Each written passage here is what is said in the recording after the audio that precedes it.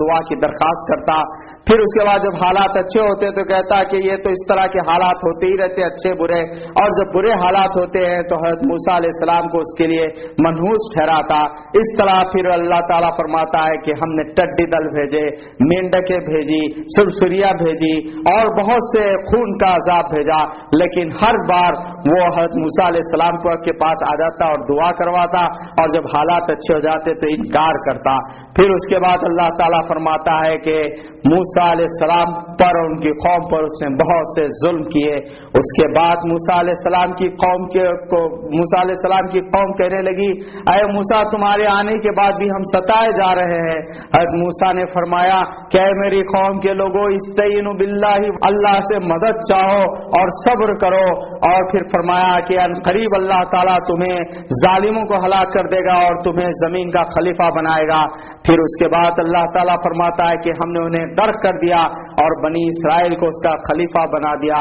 اور پھر بنی اسرائیل جب چلے تو اللہ تعالیٰ فرماتا ہے کہ ہم نے 30 روز کے لیے حضرت موسیٰ علیہ السلام کو بلایا اپنے یہاں, اور 10 روز اور بڑھا دیے. اس طرح 40 دن کی مدت پوری ہوئی. جب موسیٰ علیہ السلام کو وہاں اللہ تعالیٰ بلایا, حضرت موسیٰ نے کہا کہ پروردگار مجھے یارہ نظر دے. فرمایا کہ تم مجھے نہیں دیکھ سکتے, سامنے کے پہاڑ کو دیکھو, اگر وہ صحیح وہ ثابت رہا تو تم مجھے دیکھ سکتے ہو. پھر اللہ تعالیٰ نے ایک تجلی ظاہر کی, وہ پہاڑ ریزہ ریزہ ہو گیا اور موسیٰ علیہ السلام غش کھا کر گر گئے. پھر موسیٰ علیہ السلام نے اللہ سے دعا کی, پروردگار مجھ پر رحم فرما. پھر اللہ تعالیٰ نے انہیں احکامات دیے اور کہا کہ ہم نے ان احکامات کو تختیوں پر لکھ کر دیا, اور موسیٰ علیہ السلام سے کہا کہ انہیں مضبوطی کے ساتھ تھامے رکھو. اور جب حضرت موسیٰ علیہ السلام اپنی قوم کی طرف لوٹ کر آئے تو دیکھتے ہیں کہ قوم نے یہ کیا کہ زیوروں کو جمع کیا اور اسے ایک بچڑا بنا دیا. اس میں سے ایک خاص قسم کی آواز آتی تھی اور کہنے لگے کہ یہی ہے موسیٰ کا رب اور ہمارا رب.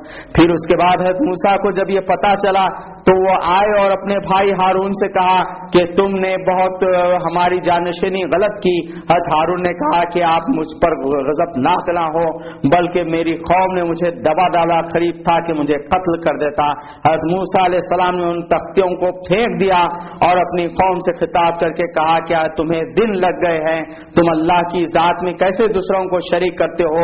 ابھی اس نے تمہارے نظروں کے سامنے تمہارے دشمن کو ہلاک کر دیا اور غرق کر دیا, اور تم ہو کہ اس کی نافرمانی کرتے ہو. کیا تمہیں یہ نظر نہیں آتا کہ یہ بچڑا تمہارا کچھ نہیں کر سکتا, نہ نفع پہنچا سکتا ہے نہ نقصان پہنچا سکتا ہے؟ لوگوں نے کہا کہ ہم سے غلطی ہو گئی, معاف کر دے.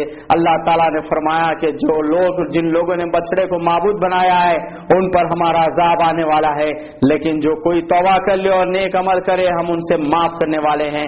پھر اس کے بعد اللہ تعالیٰ نے فرمایا کہ تم اپنے 70 لوگوں کے ساتھ آ جاؤ. حضرت موسیٰ علیہ السلام 70 بنی اسرائیل کے سرداروں کو لیے ہوئے وہاں پہنچے تو دیکھتے ہیں کہ ایک سخت زلزلہ آ گیا, اور حضرت موسیٰ نے دعا فرمائی, پروردگار تو چاہتا تو مجھے اور ان سب لوگوں کو اس سے پہلے ہلاک کر سکتا تھا, کیا تو ہم میں سے جو صفہا ہیں, احمق لوگ ہیں, ان کی وجہ سے سب کو ہلاک کر دے گا؟ پروردگار ہم پر رحم فرما. تو اللہ تعالیٰ نے فرمایا کہ میں جسے چاہتا ہوں عذاب دیتا ہوں, لیکن میری رحمت ہر چیز پر چھائی ہوئی ہے. پھر اس کے بعد حضرت موسیٰ علیہ السلام لوٹ کر قوم کی طرف آتے ہیں.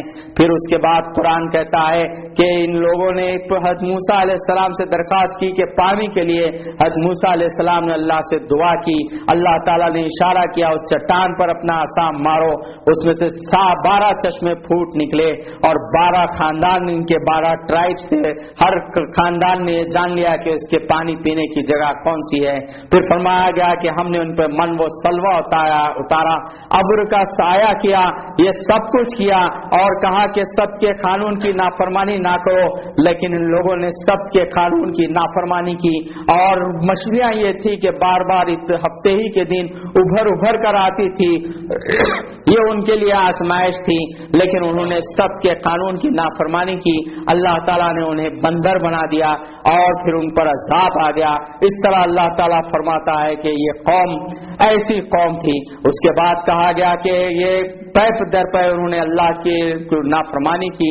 اب اس کے بعد کہا گیا کہ اللہ کی رحمت کے سزاوار حضرت محمد صلی اللہ علیہ وسلم جو نبی امی ہے، آپ صلی اللہ علیہ وسلم کو بھیجا گیا، اور جو لوگ آپ کی اتباع کرتے ہیں وہ اللہ کی رحمت کو پا کر رہیں گے.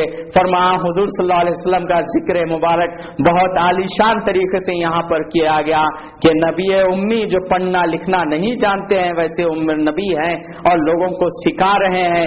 پھر کہا گیا کہ یہ وہ ہیں جو نیکی کا حکم دیتے ہیں اور برائیوں سے روکتے ہیں، جو طیبات ہے اچھی چیزیں وہ تمہارے لیے حلال کرتے ہیں، اور جو خراب اور بری چیزیں وہ تمہارے لیے حرام کرتے ہیں، اور بہت سارے قیود میں جو تم جکڑے ہوئے تھے ان قیود سے تمہیں آزاد کرتے ہیں، تمہاری بیڑیوں کو توڑتے ہیں.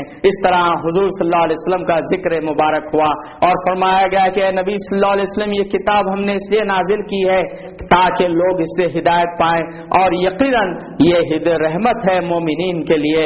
اور فرمایا گیا کہ یہ مومنین جنت میں داخل ہوں گے جن کے نیچے نہریں بہتی رہیں گی اور جہاں وہ ہمیشہ ہمیشہ رہیں گے.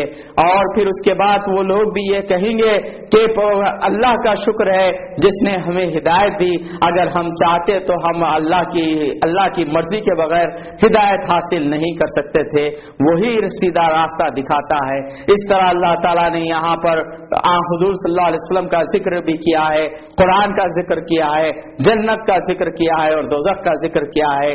پھر آخر میں یہ کہا گیا کہ جو لوگ اللہ کے پاس مقرب ہے اور جو فرشتے اس کے مقرب ہے وہ اس کے سامنے جو ہے سجدہ ریس ہوتے ہیں اور اس کے سامنے تکبر نہیں کرتے، اور یہاں پر سجدہ ہوتا ہے اور ہم نے سجدہ کیا.